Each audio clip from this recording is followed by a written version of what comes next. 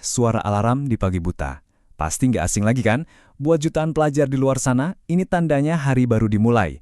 Tapi di tengah-tengah rasa ngantuk itu, pernah nggak sih Anda kepikiran, Kenapa sih sekolah harus mulai pagi-pagi banget? Saya yakin ini pertanyaan yang muncul di benak kita semua pas lagi berjuang buat bangun dari kasur.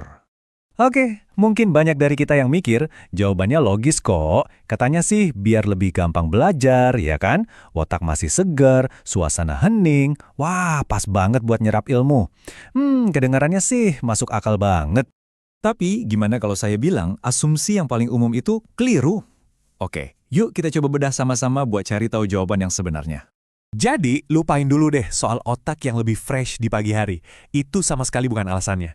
Alasan kita disuruh bangun pagi buat sekolah itu ternyata sama sekali nggak ada hubungannya dengan performa otak kita. Nah, ini dia intinya. Jawabannya tuh ternyata jauh lebih historis dan ya praktis. Jadi jam masuk pagi itu ternyata didesain bukan buat muridnya, tapi buat orang tua mereka yang kerja di pabrik. Oke, biar lebih jelas lagi ya. Jadi mitosnya, semua ini demi prestasi akademik. Tapi faktanya, ini cuma warisan dari jadwal kerja pabrik. Wah, beda banget kan?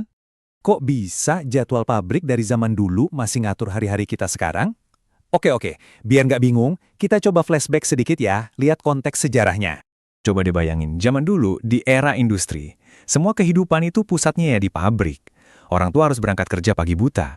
Nah, biar semuanya sinkron, sekolah akhirnya dipaksa ngikutin jadwal itu. Anak-anak diantar ke sekolah, orang tuanya langsung cabut kerja. Simple, efisien, ya setidaknya untuk zaman itu. Nah, inilah yang kita sebut jadwal yang selaras sama pabrik. Intinya gini, sekolah waktu itu fungsinya jadi kayak tempat penitipan anak juga. Fokus utamanya itu logistik, biar praktis. Bukan soal cara ngajar terbaik atau gimana caranya biar potensi belajar siswa maksimal. Dan disinilah bagian yang paling bikin kita mikir. Kita kan udah move on jauh banget dari era industri, tapi anehnya, jadwal ini kok masih nempel aja gitu. Coba deh renungin sebentar. Kita ngomongin sistem yang umurnya udah lebih dari 100 tahun loh. Udah jauh banget ninggalin zaman yang nyiptain dia. Bayangin aja, sebuah sistem yang dibikin untuk dunia di mana suara peluit pabrik itu jadi penentu ritme kehidupan sehari-hari. Ternyata sistem itu masih kita pakai sampai sekarang. Di dunia yang isinya smartphone, kerja bisa dari mana aja, dan ekonomi digital, jomplang banget kan? Nah, dari semua ini, kita jadi sampai ke satu pertanyaan penutup yang kayaknya penting banget buat kita pikirin bareng-bareng.